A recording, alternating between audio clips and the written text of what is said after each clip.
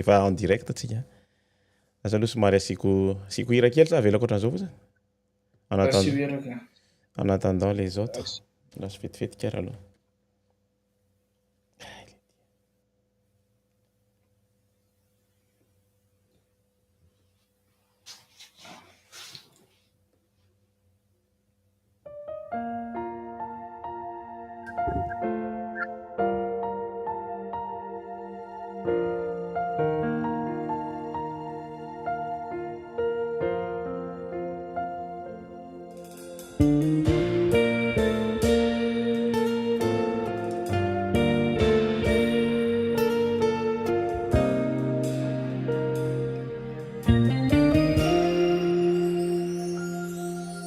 Manopy ny masoko ao antendrombohitra avy aiza ny famonjena ay ny famonjenay de avy amin'ny Jehovah lay mpanao ny lanitra sy tany fa indro tsy matoshinare dreana ny piajoe fa mia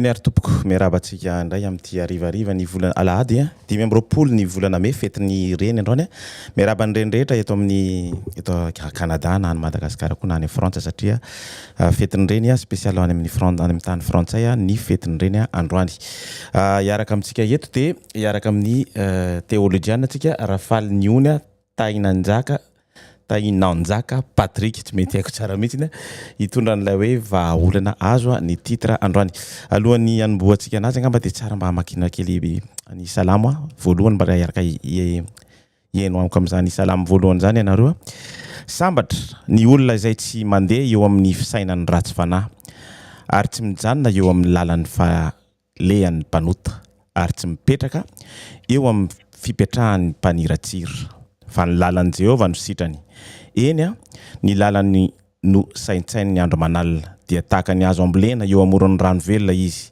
izay mamoa amin'ny fotoany ny raviny koa tsy mba malazo ary ny asany rehetra dia ataony lavorary avokoa miarabany Valy Patrika tonga eto amin'ny radio RFM 2 efa nampanantena itsika fa iresatresaka an'ity toy any faharoa ity moeko aloha n'olo fitenenana angamba nampidiradirana an'ilay hevitra androany Patrick. Miaraba namana Zoa, miaraba ny renirehitra ihany koa izay nahatratra ny fetin'ny reny anio. Zava-dehibe ny fisinareo reny eo amin'ny fiainana satria raha tsy misy ny reny dia tsy misy izao tontolo izao satria ny reny no nitondra voka, nitondra sy volana ankibo na be ny ankizy ary ianareo reny no anisany nomen'Andriamanitra fitahiana manokana satria tsy ny raim-pianakaviana no mitondra ny zaza ho ankibo fa ny renim-pianakaviana. Noho izany dia izao hoe mendrika ny arabaina ianareo mendrika tolorana voninkazo nareo amin'izao fetinareo izao ary ny firariana dia izao hoe ho renim-pianakaviana mahatoky, ho renim-pianakaviana matanjaka, mahery, salama tsara ary indrindraindrindra ho renim-pianakaviana izay hitondra ny zanany eo amin'ny potona sy fijaliana ka ahatonga ny ankonany ho vonona hitsenan'i Kristy eny amin'ny ranon-danitra. Androantsika dia andinika lohahevitra anankiray manokana manao hoe vahaolana azo antoka. Mifampitohy moa ny lohahevitra omaly sy ny androany sy ny anio dia ho hitantsika izay rehefa avy eo. Koa dia manasa anao handray ny baibolinao hanomana izany sahady satria hiditra amin'izay lohahevitra izay tsika afaka fotoana fohy. Eny Patrick sao dia tokony hivavaka aloha tsika alohan'ny hanomboana an'ity zavatra ity. Tena hivavaka mihitsika. Ataonao sa ataoko? Mety tao. Vas-y. Afaka ataony zo. Afaka ataoko. Vavaka tsika rery. Andriamanitra be fitiavana masina sy tsara indrindra any an-danitra, misaotra sy midera ary mankalaza ny anaranao zahay noho ny fitiavanao sy noho ny famindramponao. Menao fotoana indray ahafahanay mandinika ny teninao. Mangataka anao mba hitaridalana anay mba ahafahanay mahatakatra izay tianao hampitana aminay anio. Ankehitriny dia mivavaka manokana ho ny reny rehetra zahay izay manaraka izao fandarana izao mba omenao azy ireo ny tombonandro, ny fifaliana, ny fahombiazana, mba omenao azy ireo ny fahasalamana feno ary indrindra ny fiainanao masina mba hahatonga azy ireo ho vonona hitsenan'i Kristy eny amin'ny ranon-danitra rehefa avy tsy ho ela izy. Dia mitenena Jehovah ho fa mihaino zahay ary aza mahafonina mahasaraka any amin'ny anaran'i Jesosy. Amen. Amen. Alohan'ny hidiranao amin'ilay any angamba dia misy zavatra misy fanontaniana kely manetikitika anahy koa. Fanontaniana sady question réponse zany no valiko aminao araka ilay nosoratany Tsiry Omaly iny zany. Ohatra ny eritreritra satria nisy zavatra nalefako tamin'ny nalefako ilay texte atao amin'ny Genesis zany momba an'ilay Abra de Vis le anina iny. Donc ny zavatra mba tiako anontaniana fatsany sady fanontaniana ny question zany le izy satria izy niteny hoe ohatra ny ahoana io azo io samy hafa ve io azo io ary ihany koa paoma ve io anina io. Za ohatra mieritreritra faly satria nandinika hatry ny alina alohan'ny taorinany nandefasako anazy dia hatramin'ny lalako nakany ary moskiny dia ohatra ny eritreritra hoe reo fruit iny zany anisan'ny fruit tsy hitantsika mihitsiny satria nidin'Andriamanitra le paradisa rehefa avy eo araka ny fahalalako anazy tsy hitantsika mihitsiny iny zany raha tsy any amin'ny fiainana mandrakizay ahoana fieritreretan'ny tamin'ny falany iny? Zavatra misy mantsy tao anaty baiboly dia voalaza fa rehefa satria ilay teo voany saha ilay hazonaina sy ilay azo fahalalana ny tsara sy ny ratsy dia voalaza ao amin'ny Genesisy Genesisy toko fahatelo raha tsy diso kely mila mijery kely eo amin'ny andininy laza kely ange dia tampoka eo loatra amin'ny tsy maninona mihitsy fa antaniana azo apetraka tsara fa rehefa nanota mantsy Adama sy Eva ho resako rehefa avy eo moa zay zavatra zay rehefa nanota Adama sy Eva dia voatery tsy maintsy norohan'Andriamanitra izy tao amin'ny Saedena ary nasian'Andriamanitra anjely miambina ilay saha mba tsy hahafahan'ny zareo miditra tao intsony. Dikan'izay tsy afaka niverina niditra tao intsony zany Adama sy Eva. Tsy hitany intsony zany io hazo io raha ohatra ka ny baiboly no horesantsika. Tsy hoe io hazo io nandeha nifindraria fa ny olona misy interprétation hafa zay resahan'olona hoe ny batain'Andriamanitra hoy io hazo io dia nafindra ny taria fa hatreto ny baiboly dia milaza zany izy le teo hoe noroasin'Andriamanitra tao Adama sy Eva dia napetrany tamina toerana hafa ivelan'ny Saedena.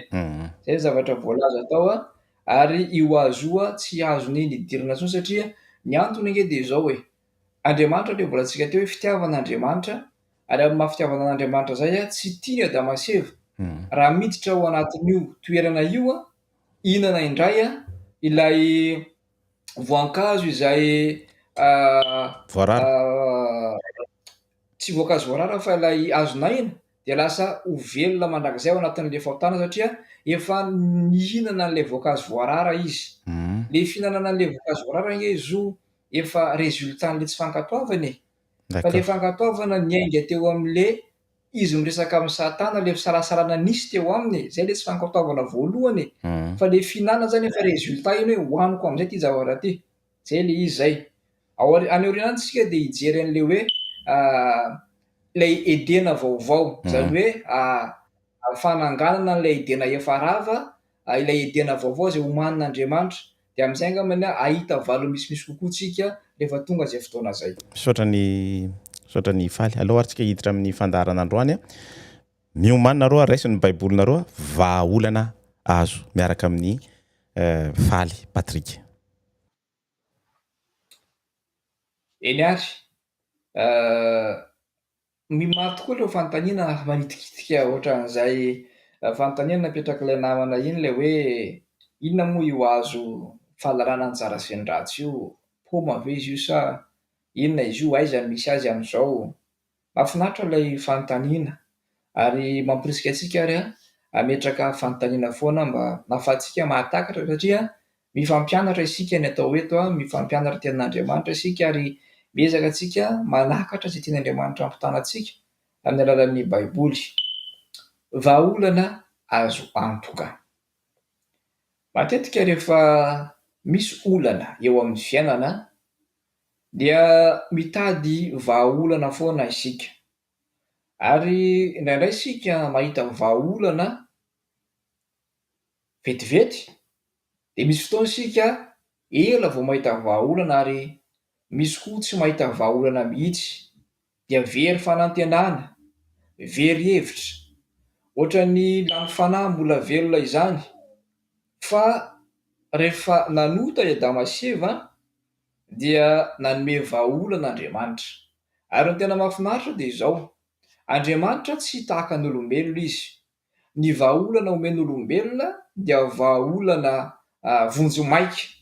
Ohatra zany hoe misy olona anankiray noana omena sakafo izy ary any amin'ny firenena misy antsika moa Madagasikara dia mahazatra faheno zany hoe ohatra hoe vatsy tsinjo indramiko ilay teny fa tsy maharitra ilay vahaolana fa vahaolana vetivety mahavonjy eo ilay izy fa tsy maharitra.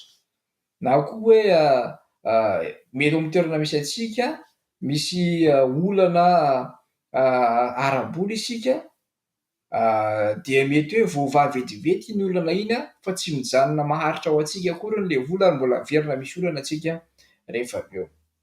Fa ny miaraka amin'Andriamanitra ry namako a, ninona olana sy toe-javatra sarotra zay atrehanao a, dia misy vahaolana azo antoka foana omen'Andriamanitra. Nde hiverina kely sika, satria tsy omaly dia niresaka hoe nisy an'ilay menarana izay namitaka any Eva, ary Eva avy eo a rehefa voafitaka dia nanome an'ilay voankazo any Adama. Fa hojerentsika hoe iza moa io menarana io, ilay nampiditra ny ota ho amin'izao tontolo izao. Manasa anao andray ny tenin'Andriamanitra ka hijery izay voalaza ao amin'ny Jaona 3 ka ny 9. Jaona 3 ny 9. Izao no voalaza ny anaran'i Jesosy: izay manota dia avy amin'ny devoly, satria ny devoly manota hatramin'ny voalohany. Izy no nisehoan'ny izao no nisehoan'ny zanak'Andriamanitra dia niandrava ny asan'ny devoly. Io devoly io zany, na lay Satana zany, na lay antsoina koa hoe menarana ela, dia nanota hatramin'ny voalohany izy, ary ny antom-pisiny ny isehoan'ny zanak'Andriamanitra zany a, dia niandrava ny asan'izany devoly zany. Ny teny hoe devoly a dia nalaina avy tamin'ny tenin'ny Grika, manao hoe diabolos.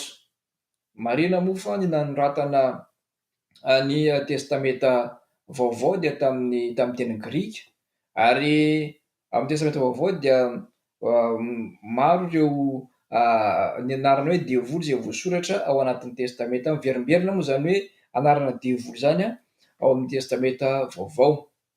Ka io devoly io a dia avy amin'ny teny Grika hoe diabolos. Ny dikany na ny heviny a dia manao hoe ilay mpampisaraka, ka izy zany araka ny hevitra ny anarany dia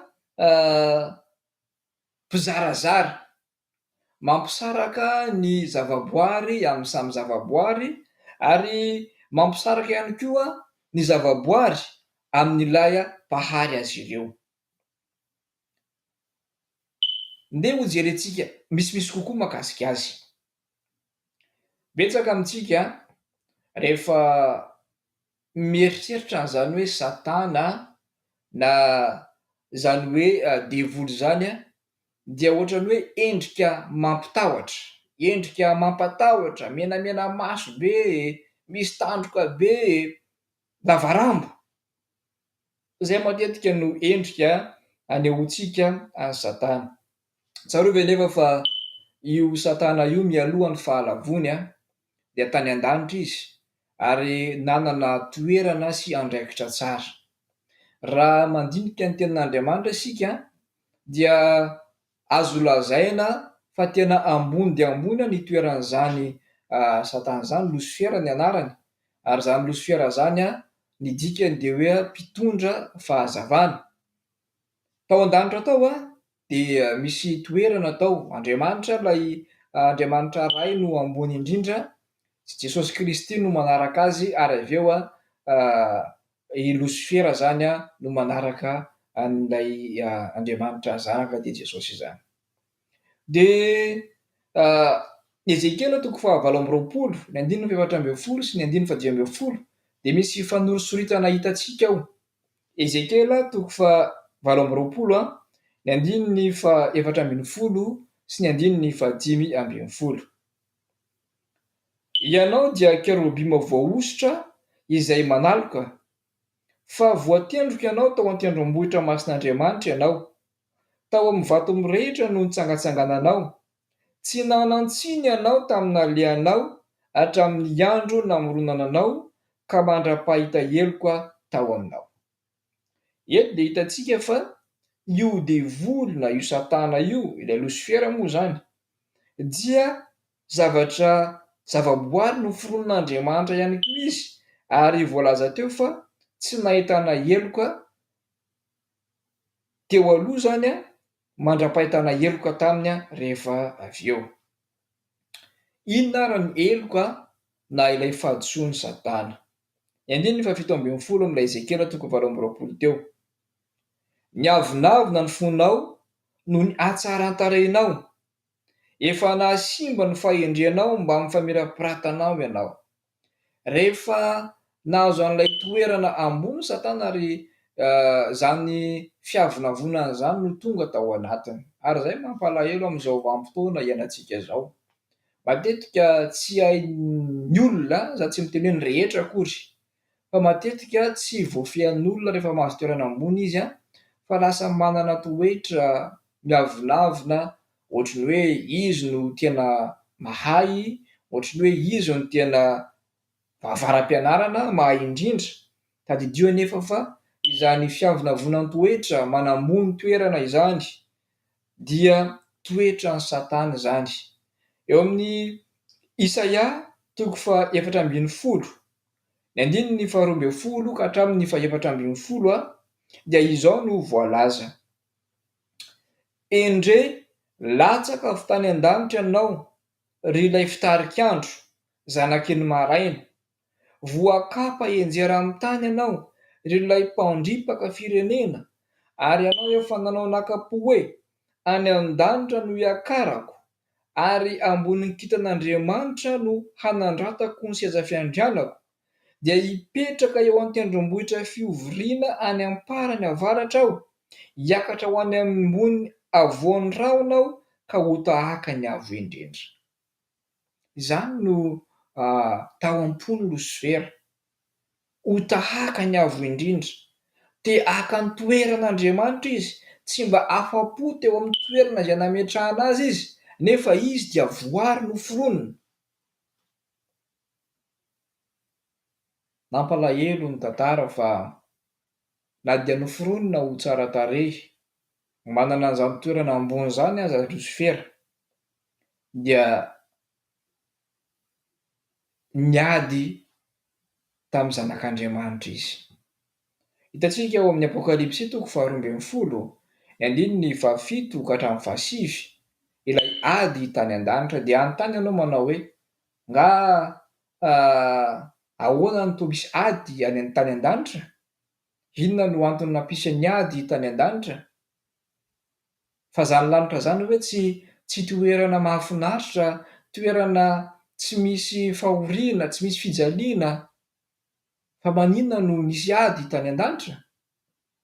Ny antony dia izao: niady toerana loatra Satana, satria nitsiry tao anatiny ilay toetra anankiray izay tsy novolen'Andriamanitra tao aminy.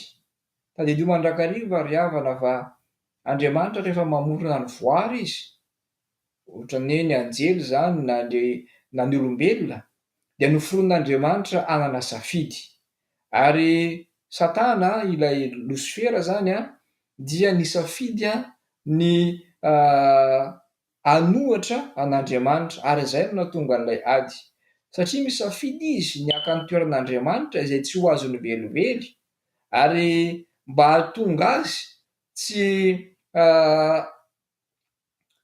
hanao na hitarika, izy moa zany araka ny voalaza ao anaty Baiboly dia nahatarika ny hampatelo ny anjely. Tanareo ve zany karazana influence any Satana zany? Matanjaka angezy matoa mahatarika ny hampatelo ny anjely zany izy.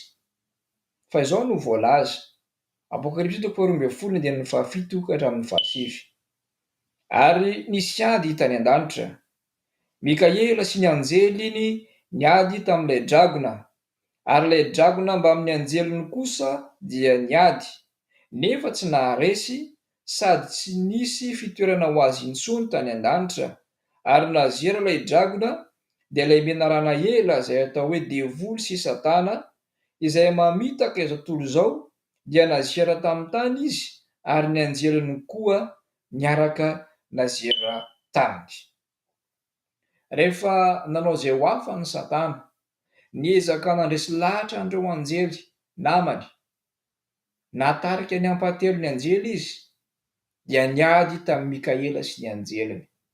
io Mikaela io a dia Jesosy a Kristy, ary mbola maro ny fanazavana mahakasika an'izay a rehefa miresaka mahakasika an' Jesosy a manokana isika.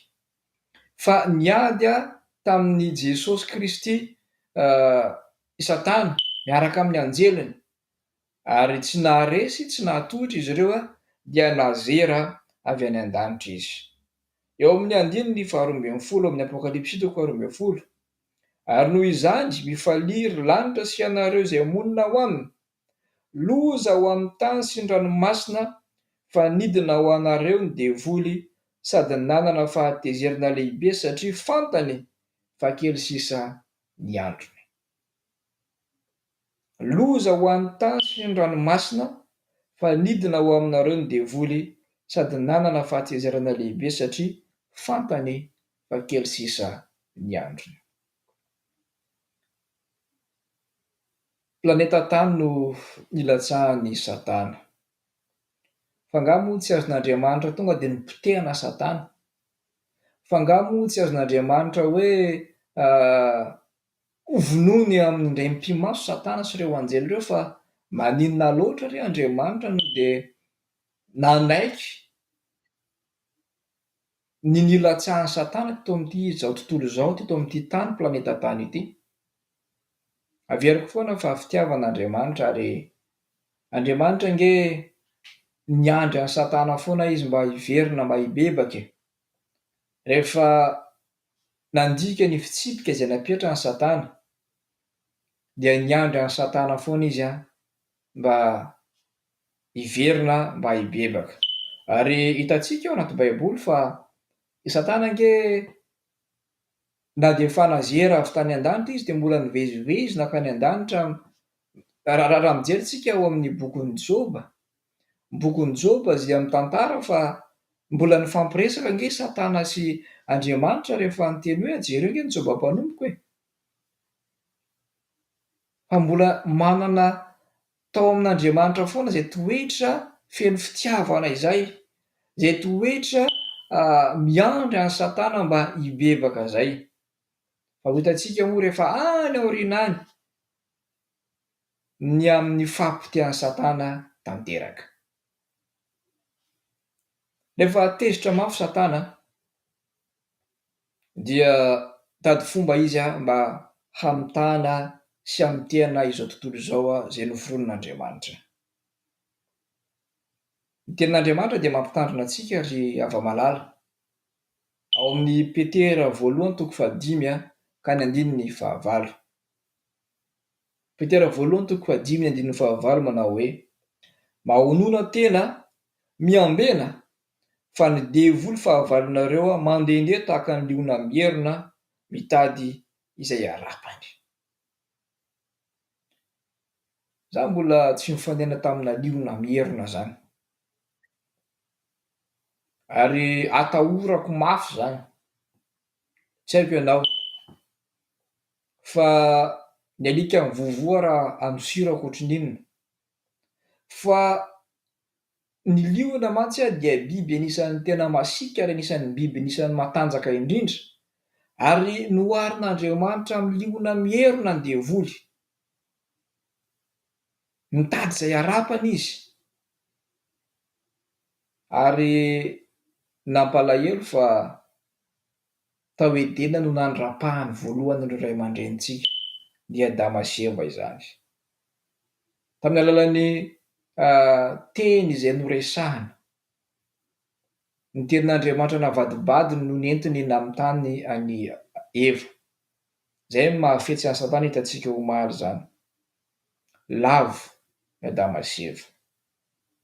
Nandika ny fitsipik'Andriamanitra izy ireo, ary ny vokatra ny fahalavona izany dia niatra tamin'olombelona rehetra ny fahotana, ny vesatry ny fahotana dia ny fahafatesana izany. Tsy misy fanafody ve? Tsy misy vahaolana intsony ve?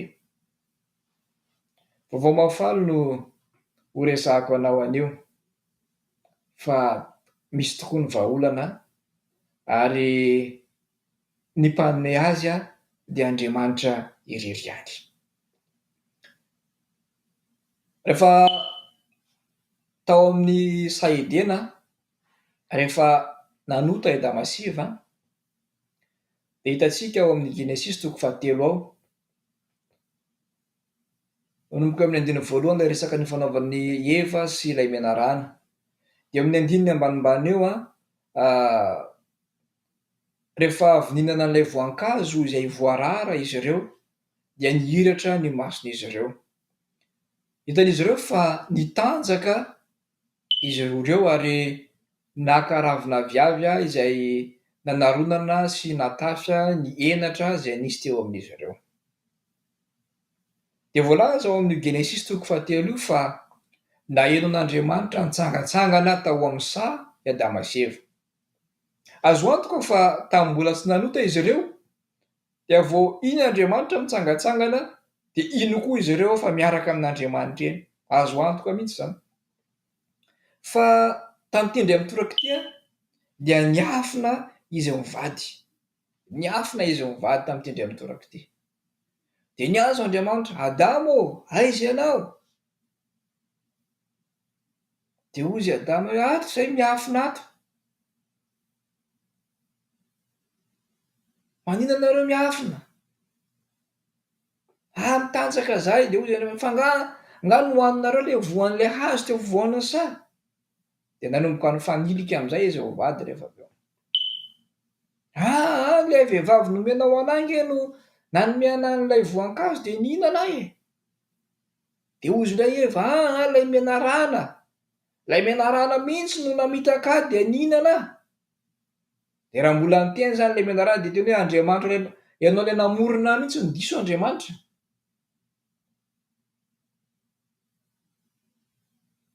Fa nisy fifaniliana teo amin'izy mivady. Ailika. Ary tahaka izany ny fiainantsika rehefa manao fahadisoantsika dia matetika manilika amin'ny hafa ny fahadisoana izay ataontsika. Tsy te handray amin'ny teny frantsay hoe tsy te handray responsabilité tsika ny amin'ny zavatra izay nataontsika matetika fa dia manilika ary toetra n'olombelona efa tany aloha zany faniliana izany ary toetra tsy mety zany. De ozy Andriamanitra, rehefa niteny Andriamanitra tamin'ny Eva ilay hitantsika omaly hoe rehefa nananaka ianao dia harary. Harary ny itiarahanao. De ozy tamin'ny Adama hoe ny atsembohan'ny tavanao no nananao hanina ary voaozona ny tany no ny aminao. Ary rehefa avy eo nozon'Andriamanitra koa ny menarana hoe ny kibonao no andehananao, hiavaka amin'ny biby rehetra ianao ary vovotany no sakafonao. Dia ny tenin'Andriamanitra rehefa avy eo tao amin'ny Genesis 3:1 manao hoe dia ampifandrafesiko ianao sy ny vehivavy, ny taranakao sy ny taranany. Izy anoritoro ny lohanao ary ianao kosa anoritoro ny mbelahatongony. Andriamanitra ao anatin'io andininy io Genesis 3:3-10 dia ahitantsika taratra ny fahapotehan'ny Satana avy hatrany. Io no antsoina hoe filazantsara voalohany. Io Genesis 3:3-5 dia maneho ny faharesen'ilay taranak'ilay vehivavy any Satana. Rehefa mandinika ny boky ny Apokalipsitsika amin'ny fotoana manaraka de ho hitantsika ilay vehivavy bevoka izay nenjehany. Fa ho hitantsika zany amin'izay fotoana izay. Fa Andriamanitra efa nanomana vahaolana azo antoka. Zay maha-Andriamanitra an'Andriamanitra zay.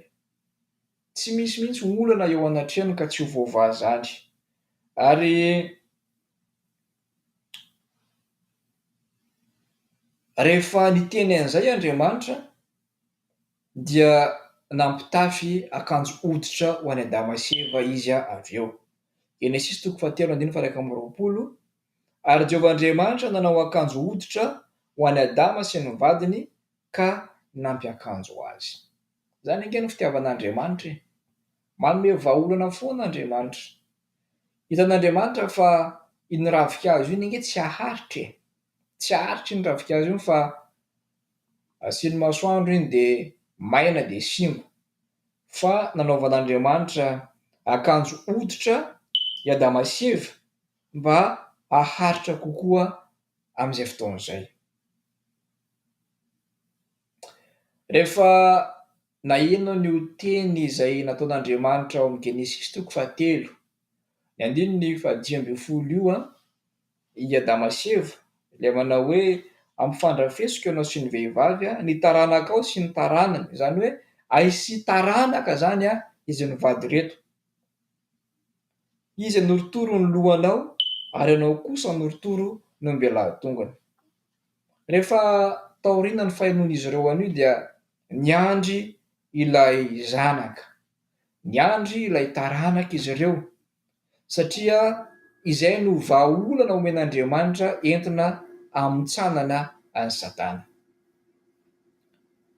Baiboly dia milaza amintsika fa i Adama nahalala ny Eva dia niteraka ny Kaina izy ireo, ary azo antoka fa misy fifaliana tao anatin'izy ireo satria nieritreritra hoe i Kaina ilay nampanantenaina, i Kaina ilay zaza izay anoritoro ny lohan'ny Satana. Tatsika nefa ny tantara fa rehefa nisy an'i Abela izay zandrin'ny Kaina dia novonoiny Kaina i Abela rehefa nanao fanatitra izy amin'ny rahalahy. Ny an'i Abela nankasitraka an'Andriamanitra satria nanaraka ny baikon'Andriamanitra izy, fa ny an'i Kaina kosa tsy nankasitraka an'Andriamanitra satria tsy nanaraka an'ilay baikon'Andriamanitra izy. Andriamanitra miteny hoe zao no atao fanatitra, i Kaina zavatra hafa no atao fanatitra. Satria ny an'i Kaina izay nieritreretiny tsy hoe akory ratsy ilay fanapa-kevitry Kaina nanome an'ilay fanatitra izay nataony tamin'ny alalan'ireo vokatry ny tany izay nataony fanatitra ho an'Andriamanitra, fa tsy izay ny baikon'Andriamanitra. Ka rehefa tsy manaraka ny baikon'Andriamanitra dia tsy ho eken'Andriamanitra na oviana na oviana, ary novonoiny Abela noho izay fialonana izay.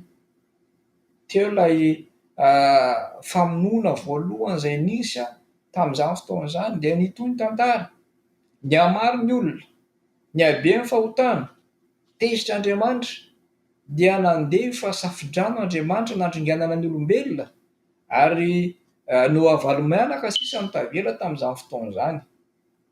Dia nitombo teny ihany ny olona rehefa vita ny safidrano, nitombo ny hoasy ny taranany, lasa nanamboatra an'ilay tilikambo ngezabe avobe anankiray antsoina hoe tilikambon'i Babela ao amin'ny Genesis 3 ny tantara.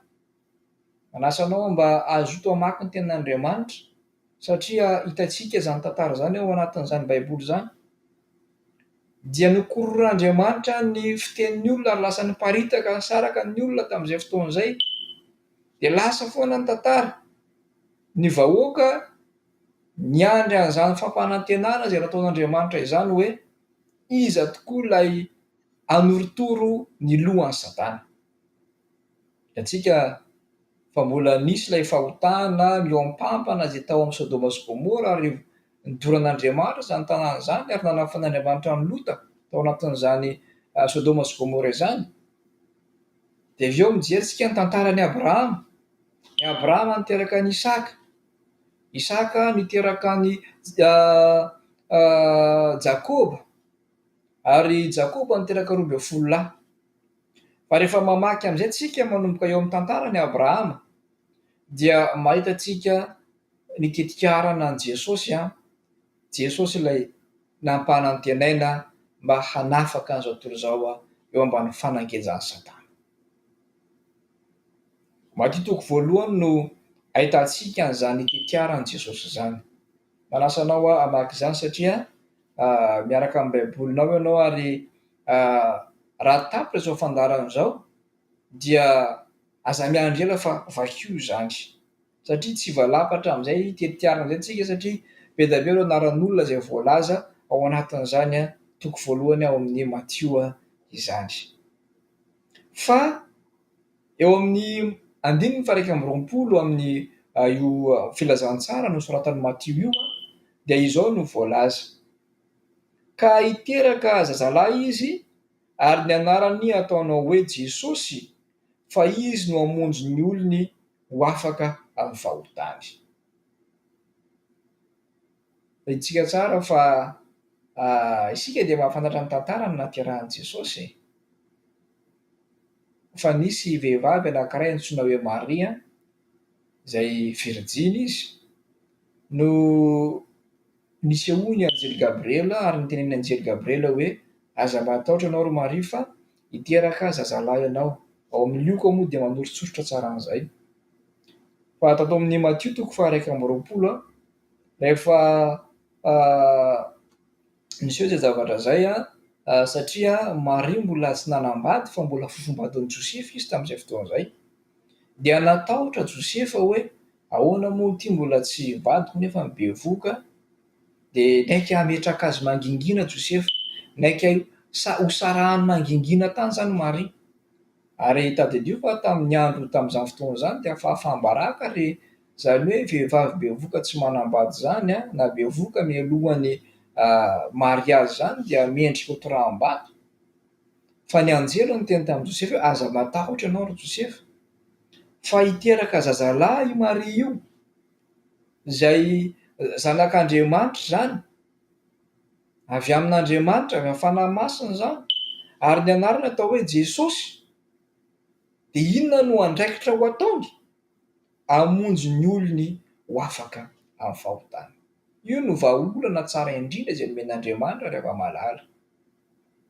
Raha manomboka mijery isika tany amin'ny famoronana mandra-pahatonga ny fahaterahan'i Jesosy, dia ohatran'ny hoe maninona ary Andriamanitra tamin'izay fotoana izay vao niditra an-tsehatra, vao nanome vahaolana dia Jesosy Kristy zany, satria raha jerena ny Baiboly dia teo amin'ny 4,000 taona teo ny elanelana misy tamin'ny io Adama sy Eva nandra-pahatonga taty amin'ny fahaterahan'i Jesosy.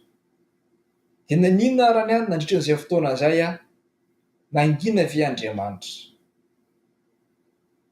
Tsy nangina Andriamanitra fa misy fotoana ny zavadrehetra ary mahalala ny fotoana mety indrindra Andriamanitra ary afa-malala. Ny faminaniana ny fahaterahan'i Jesosy io dia faminaniana 700 taona mialohan'ny nahaterahany dia efa fantatra fa isy an'izany zavatra zany ihany koa. Ny mpaminany Isaia dia nilaza ao amin'ny Isaia 7:412. Isaia 7:412 manao hoe ary noho izany dia ny Tompo no hanome famantarana ho anareo, indro hanananaka ny virjiny ka hiteraka zazalahy ary ny anarany ataony hoe Immanuel. Atao hoe Immanuel. Ny dikany hoe Immanuel moa dia hoe amintsika Andriamanitra. Efa 700 taona mialohan'ny fahaterahan'i Jesosy dia efa nisy izany faminaniana izany. Ary araka ny tantara moa zany ny jiosy dia niandro foana nandritry ny 700 taona. Ny tenenan'ny Isaia mpaminany dia niandro foana ny jiosy ary nitahiry ny fahadiovana ireo vehivavy tamin'izany fotoana izany, satria mieritreritra hoe avy amin'ny anankiray amin'izy ireo ny hipoiran'izany Jesosy zany. Fa i Maria no nofidian'Andriamanitra manokana hitondra an'i Jesosy tao an-kibo. Fitiavan'Andriamanitra ry afa-malala. Ary amin'ny mahafitiavana an'Andriamanitra izany dia manome vahaolana mandrakariva izy ny amin'ny fahotana, satria hitantsika ilay voalaza tany amin'ny Romanina hoe fahafatesana no tambiny ota ary niza olombelona dia tsy maintsy maty satria fahafatesana no tambiny ota. Tsy afaka ny hoe tsy hanota ny olombelona. Nefa kosa misy fahotana izay efa fantatra hoe fahotana mbola atao ihany. fa manoloana n'izay fahotana zay lay eriny fahafatesana lay eriny fahafatesana ozy aho dia vaolana nomen'Andriamanitra dia Jesosy Kristy. Ho hitantsika izany amin'ny lesona manaraka fa ireo rehetra izay maty satria mpanota ny olombelona fa misy ny antsoina hoe maty ao amin'ny Kristy dia mbola hitsangana rehefa ho avy tsy velany amin'ny raha omy-lanitra Jesosy. Izany hoe ilay fahavalo farany ilay fahafatesana zany amin'izay fotoan'izay dia ovaovà ny olana satria hoarin'Andriamanitra amin'ny torimaso ny fahafatesana, indrindra ho antsika izay mino an'Andriamanitra izay manara-dia ny Kristy. Petraka ilay vahaolana dia Jesosy irery izany vahaolana izany. Jaona 3:9 sy ny 17. Ny Jaona 3:9 moa dia io no toko sy andininy izay be pahalala indrindra eto ambonin'ny tany, satria mahafinaritra ary maneho ny fitiavan'Andriamanitra izany andininy izany. Zao no voalaza fa toy izao no nitiavan'Andriamanitra izao tontolo izao, nomeny ny zanany lahatokana mba tsy ho very izay rehetra mino azy fa hanana fiainana mandrakizay. 7:10 fa Andriamanitra tsy naniraka ny zanaka ho amin'izao tontolo izao hanameloka izao tontolo izao fa mba hamonjeny izao tontolo izao. Rehefa niran'Andriamanitra ny zanany, natolo ny zanany, zanany lahatokana hanafitra sy hamonjy izao tontolo izao, zay no tanjon'Andriamanitra. Rehefa lavo ny taranak'olombelona, rehefa nanota ny olombelona dia ny vahaolana hitan'Andriamanitra dia ny zanany no nalefany, ny zanany lahatokana no nalefany. Jaona 2:7-5. Jaona 2:7-5 manao hoe, ary fantatrareo fa izy no naseho anaisotra ny ota ary tsy mba nisy ota ao aminy. Izay manota dia avy amin'ny devoly satria ny devoly manota hatramin'ny voalohany. Izao no nisehoany zanak'Andriamanitra dia ny andrava ny asan'ny devoly. Andrava ny asan'ny devoly dia ilay fahafatesana mandrakizay izany. Kristy ilay nivesatra ny fahotantsika, ilay nitondra ny helintsika, izy ilay vahaolana azo antoka avy amin'Andriamanitra. Ao amin'ny Isaia 3:15 dia izao no voalaza, nefa izy dia voalefona ny fahadsoantsika sy notorotoroana no helintsika, ny fampijaliana nahazontsika fihavanana namelezana azy, ary ny diakapoka taminy no nanasitranana antsika. Zany no niatra tamin'i Kristy, zany no niatra tamin'ilay zanaka lahatokan'Andriamanitra, zany no niatra tamin'ilay voaositra Andriamanitra, ary zany fomba zany no nentina nanorotoroana ny lohan'ny Satana. Hitantsika moa zany rehefa amin'ny herinandro, ary niteny Jesosy ao amin'ny Lioka 5:5-7 manao hoe, tsy avy hiantso ny marina aho fa ny mpanota mba hibebaka. Mpanota isika rehefa malala, ary ny tanjon'Andriamanitra dia ny amonjenantsika miala amin'izany fahotana zany ho amin'ny fiainana mandrakizay. Ka amin'ny mahampanota antsika dia mety handalo fahafatesana isika raha maharitra ny tantaran'ny tany, nefa kosa raha sanatria mandalo an'izany fahafatesana zany isika ka miaiky ny fahotantsika, manaiky ny Kristy isika, ilaina n'olotra ny aina mba hamonjy antsika, dia azo antoka fa ho toromaso fotsiny ny fahafatesana fa mbola hitsangana isika andrisana zany fahafatesana izany. Zao ary raha tianao ny ahafantatra misimisy bebe kokoa mahakasika an'izany Jesosy izay vahaolana tena azo antoka avy amin'Andriamanitra izany, mety efa ianao ny tantaran'i Jesosy, fa raha tianao ihany koa ny hanamafy ny fahafantarana ho an'izany dia manasa anao amin'ny heriny anio fa hiresaka aminao mahakasika an'izany Jesosy izany isika. Ho hazavaiko aminao amin'ny alalan'ny tenin'Andriamanitra na ny Baiboly hoe iza tokoa moa Jesosy ilay vahaolana azo antoka avy amin'Andriamanitra. Dia misaotra anao nanaraka ny fampianarana hatramin'ny farany inoko fa misy lesona noraisinao tao anatin'izany zavatra izany ary mety hanova ny fomba fijerinao ka nampanota iringiriny tahaka ninona aza ny fiheveranao ny tenanao dia izao efa nomen'Andriamanitra vahaolana ianao dia Jesosy Kristy izany. Raiso ho tompo sy mpamonjy ny fiainanao Jesosy dia ho hitanao fa hiova ny fiainanao. Andriamanitra ny hombanao sy ny ankonanao mankasitraka anao nanaraka ny fandaharantsika ary manasa anao amin'ny herinandro amin'ny sabotsy dia hiresaka indray tsika, hanomboka hiresaka tsika mahakasika an'izay Jesosy izay satria loha hevitra somary lavalava izay mety tsy ho vitantsika indray mandeha fa ho resahantsika hoe iza moa Jesosy. Dia manome fotoananao ho amin'ny manaraka indray hiaraka hanondroka ny lohantsika isika hivavaka. Andriamanitra tianay masina sy tsara indrindra any an-danitra ao, misaotra anao zahay satria nomenao fotoana nahafahanay nianatra ny teninao, nahafahanay nahita ny ampahany voalohany ny amin'ilay vahaolana izay nomenao dia Jesosy Kristy izany. Misaotra nanomezanao ny zanakao ho avitra hisolo anay ary mangataka anao izay mba omenao tombonandro ahafahanay mianatra bebe kokoa mahakasika an'i Jesosy Kristy ilay zanakao.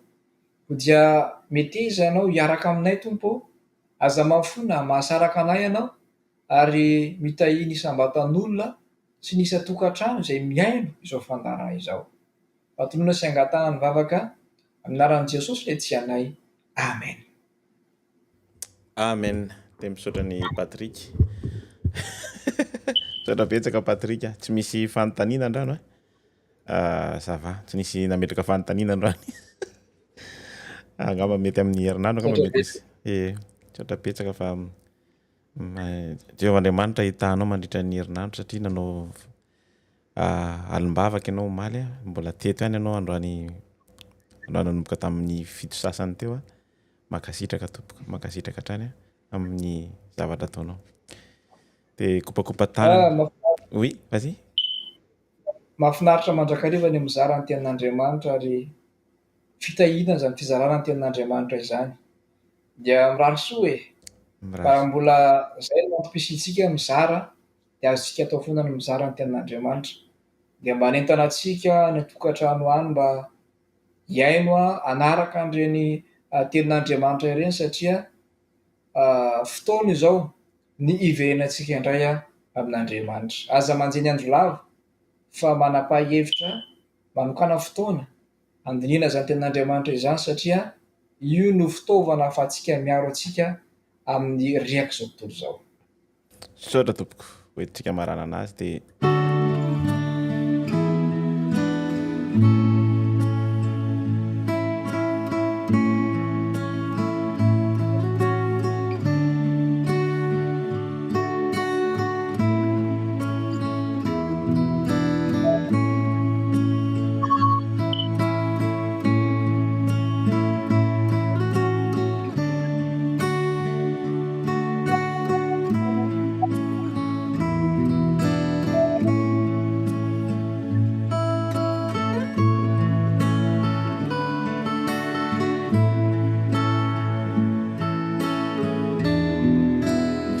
dia mirary herinandro sambatra eo ambanin'ny fitahian'i Jehovah indray miaraka aminareo amin'ity herinandro ity hitondra fiadanatsoa ary ny anjerin' Jehovah hiaraka amintsika androany alina ary iaro atsika na nivoaka amin'io trano zay esantsika andehanantsika any ampiasana io sangatao azadino ny mivavaka azadino ny mandray ny baibolinao satria isaky ny tokony hivoaka ao anatin'ny tokantranontsika tsika dia tokony handray baiboly amaky rehefa miverina ihany koa dia mila mamaky baiboly ihany koa satria tsy manana afa-tsy ho tenin'Andriamanitra io tsika hoentina miatrika an'ity fiainana ity io ihany no edy araka ny tenin'ny Piera hoe lefina lehibe hoentinao hiadivana amin'ny satana tadiova nisy zavatra ny tenenin' Jesosy rehefa nentina teny amin'ny eny ambony teny izy nalaim-panay dia izy il est écrit zay voasoratra hoe donc itsika koa ninona ady-piainana araka ny tenen'ny faly tamintsika teo dia tadio ilay hoe voasoratra hoe saora tompoko